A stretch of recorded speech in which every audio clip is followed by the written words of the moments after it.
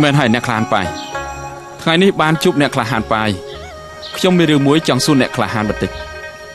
សួរមកចុះថ្មីនេះខ្ញុំឮគេថាបងប្អូនអ្នកក្លាហានបាយអារម្មណ៍មិនសូវល្អតើអញ្ចឹងមែនទេអូខ្ញុំចង់និយាយថាតាំងពីព្រះអង្គតែងតាំងអ្នកណាម្នាក់នោះជាឆ្មារាជកណ្ដុរទាំង5មានអារម្មណ៍មិនល្អទេមែនទេចាន់ចៅលោកនិយាយដល់គេមិនទេលោករំលឹកពីគេខ្ញុំពិតជាខឹងខ្លាំងណាស់តែគេចេះស្អីហ៎ឈ្មោះឆ្មារាជខ្ញុំប្រាប់លោកចុះដរាបណាគេនៅមានរហស្សនាមថាជាឆ្មារាជគេគឺជាសត្រូវរបស់កណ្ដុរទាំង5ហើយអូប៉ុន្តែខ្ញុំឮគេថាចាន់ចៅនោះទទួលដោយបង្ខំទេគេគ្មានចិត្តប៉ះទង្គិចដល់កណ្ដុរទាំង5ទេយឺតពេលហើយខ្ញុំប្រាប់លោកណាខ្ញុំតែរីករាយលើកនេះគឺដើម្បីទៅរកចាន់ចៅនឹងហើយអូបើសិនជាអ្នកក្លាហានទៅក៏បានដែរប៉ុន្តែខ្ញុំសូមរំលឹកមួយម៉ាត់ចុះពេលបានជួបចាន់ចៅគឺត្រូវសួររឿងនោះឲ្យបានច្បាស់លាស់សិនក្រែងលោកចាន់ចៅនោះមិនមែនដោយការគិតរបស់អ្នកក្លាហានបាយអើយមិនពេលណាទៅសួរគេសួរដល់នៅក្នុងដៃសិនទៅចាំគិតទៀតឲ្យលឿនឲ្យយល់ធေါ်ដល់ឲ្យយល់ធေါ်ស្អីច្បាប់នៅឯណាទៅបាច់រយបងប្អូនទាំងឡាយជួយមានរឿងស្អីជួយយើងអស់មកទៅធ្វើបាបធ្វើបាបណាធ្វើបាបទៅខ្ញុំបើគ្មានខុសគេមិនចាំទេទាំងកណ្ដាលទាំងអីច្បាប់ទៅមានខុសតាមតមកស្អីជួយរយល់ធေါ်ឲ្យខ្ញុំផងសុំទោសបងប្រុសតើគាត់មានរឿងអីហ្នឹងអ្នកតាពីមិននឹងទេអីអ៊ំប្រុសនោះគឺខ្ចីប្រាក់ពីចឹងតាគួយហើយថ្ងៃនេះយកសងចំណែកចឹងតាគួយនោះគ្រាន់តែឃើញប្រាក់គាត់និយាយថាជាប្រាក់របស់គេដែលបានទៅហើយក៏ប្រឹងសាលាស្រុកដូច្នេះទើបចៅហ្វាយស្រុកចាត់សន្តិសុខមកចាប់អ៊ំប្រុសនេះសួរចម្លើយតែម្ដងទៅ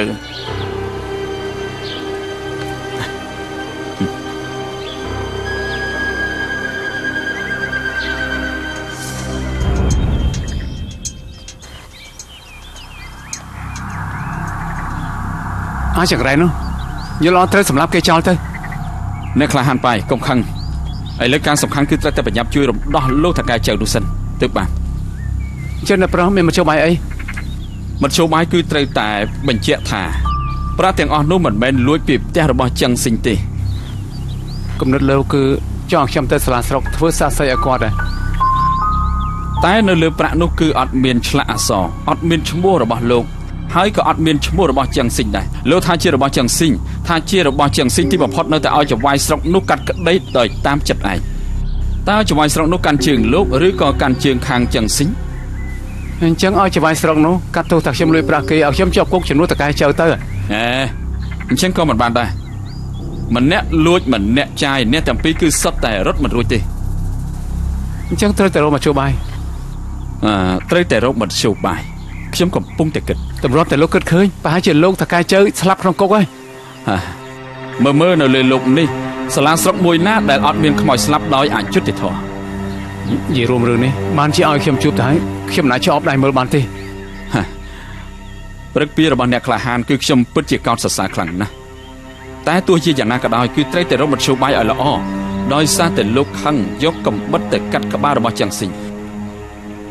ហើយទៅរំដោះលោកតកែចៅចេញពីគុកតែលោកគិតមើលទៅតកែចៅចេញពីគុកហើយរស់នៅក្នុងស្រុកហាន់ចៅនេះដោយរបៀបម៉េចទៅវិញអញ្ចឹងបែបនេះក៏មិនបានបែបនោះក៏មិនបានមិនមកជួយគាត់ទេត្រូវតែជួយរកមធ្យោបាយតាមសម្រួលលោកក៏តាមសម្រួលទៅខ្ញុំមិនរងចាំទេលាហើយ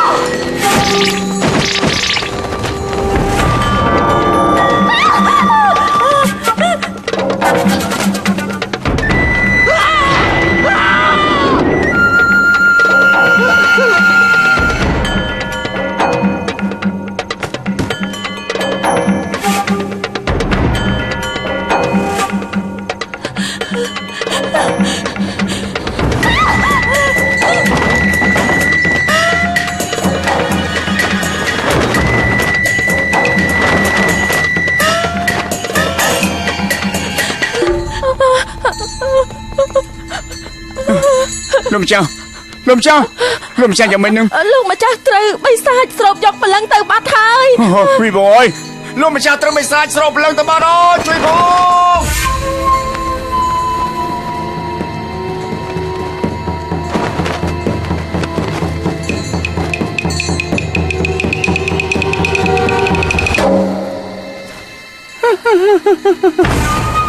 អ្នកខ្លះហាត់បាយកុំភ័យគឺខ្ញុំ អ្នកប្រុសចៅអើយ ត្រូវហើយ តែខ្លួនចឹងធ្វើស្អី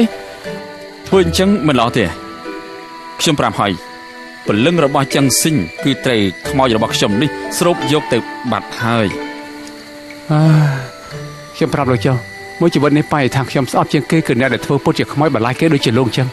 ឲ្យខ្ញុំដកដៅសម្រាប់មន្ត្រីចង្រៃនៅចោលតែម្ដងទៅវាមិនកាន់តែល្អទេអី អាយ៉ាអ្នកខ្លះហានបាយលោកយកដាវសម្រាប់ចឹងស៊ីងសម្រាប់ចាវាយស្រុកលោកមានគិតថាថៅកែចៅខ្លាយទៅជាយ៉ាងណាទេលោកចូលទន្លេលៀងខ្លួនក៏មិនស្អាតដែរតែលោកចង់នាំថៅកែចៅប្រឡូកក្នុងពិភពគុណដើរគ្រប់ទីកន្លែងមែនទេមែនហើយលោកលុយប្រាក់យកទៅឲ្យខ្ញុំហ៎ ត្រូវហើយរួមទាំងកំបោរដែលខ្ញុំបាច់នៅក្នុងបន្ទប់ចឹងស៊ីងក៏ជាខ្ញុំដែរគោលបំណងគឺដើម្បីរារាំងអ្នកខ្លះហានបាយសម្រាប់ចឹងស៊ីង ហេតែលោកចង់ធ្វើស្អីនឹង ខ្ញុំប្រាប់លោកណាចឹងស៊ីងគឺជាបងថ្លៃរបស់រាជគ្រូផាងបើត្រូវគេសម្លាប់មន្ត្រីមូលដ្ឋានគឺមិនអាចរួចខ្លួនទេបើមិនបានរួចខ្លួនគឺប្រកាសជាចាប់អ្នកដែលអត់ដឹងអីទៅទទួលទោសជំនួសធ្វើអញ្ចឹងគឺមិនមានខ្មោចស្លាប់ដោយអយុត្តិធម៌ច្រើនណាស់ទៅហើយទេ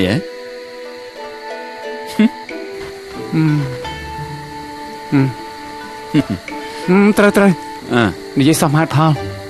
ចង់ restart បែបដូចពេលរឿងក្រោយខ្នងដឹងថាស្រស់នោះអង្គទុកក្នុងត្រឹមជាបរោះ